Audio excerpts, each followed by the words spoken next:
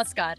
उत्तर भारत की ऊंची पहाड़ियों के बीच, जहां बादल जमीन को छूते हैं और हवा में मंदिर की घंटियों की गूंज घुली रहती है, एक पुराना और रहस्यमय मंदिर स्थित है। उस मंदिर का नाम किसी सरकारी रजिस्टर में नहीं मिलता, न किसी पर्यटन नक्शे में, लेकिन आसपास के गांवों में लोग उसे कहते हैं सेवावानर धाम। इस मंदिर में भगवान हनुमान की एक प्राचीन मूर्ति विराजमान है, सिंदूर से ढकी हुई, गदा लिए हुए, और उनकी आंखों में एक जीवित प्रकाश है, जैसे अभी बोल उठेंगे। लेकिन इस मंदिर को रहस्यमय बनाता है वहां की सेवा, क्योंकि वहां सेवा करने वाला कोई पुजारी नहीं है। कोई इंसान आरती नहीं करता, नहीं कोई भजन गाता। सेवा करते हैं बंदर। हर सुबह जब सूरज की पहली किरण मंदिर की शिखर से टकराती है, तो गर्भगृह की सीढ़ियों पर फूलों की पंखुड़ियां बिछी होती हैं, दीपक जल रहा होता है, मूर्ति पर ताजा सिंदूर और तुलसी पत्र चढ़े होते हैं, और हर कोई जानता है सब इंसान ने नहीं किया। यह सब शुरू हुआ वर्षों पहले, जब यह मंदिर एकदम वीरान था।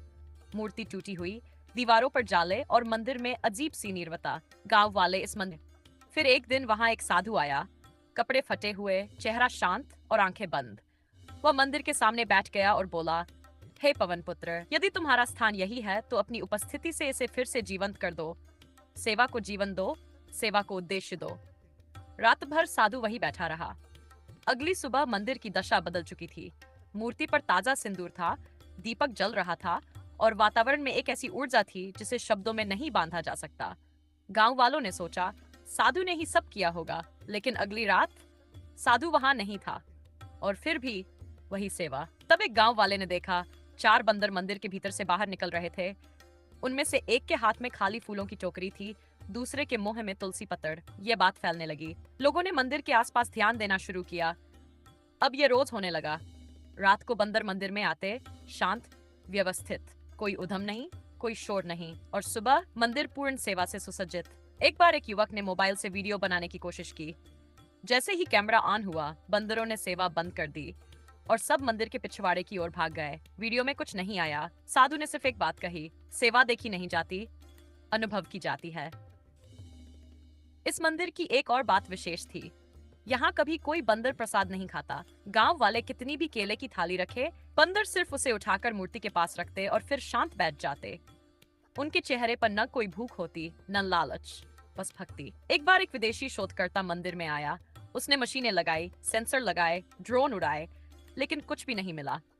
रात भर रिकॉर्डिंग हुई, पर अगली सुबह सब डेटा गायब। एक बंदर आकर उसकी लैपटॉप बैग के पास बैठ गया और उसकी आंखों में झांकने लगा।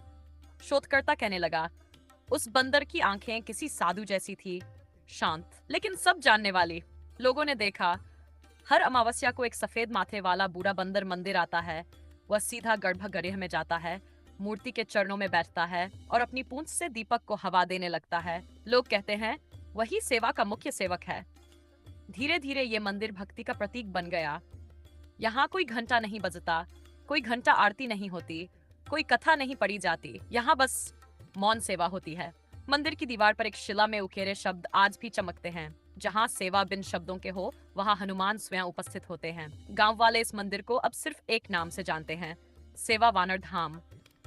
और हर भक्त जो यहाँ आता है, चुपचाप सिर झुकाकर खड़ा होता है, ना मांगता है, ना बोलता है, बस देखता है और महसूस करता है कि बंदर अब भी सेवा कर रहे हैं, अपने आराची के चरणों में, अपने पूर्व जन्मों की निस्वार्थ भक्ति के साथ।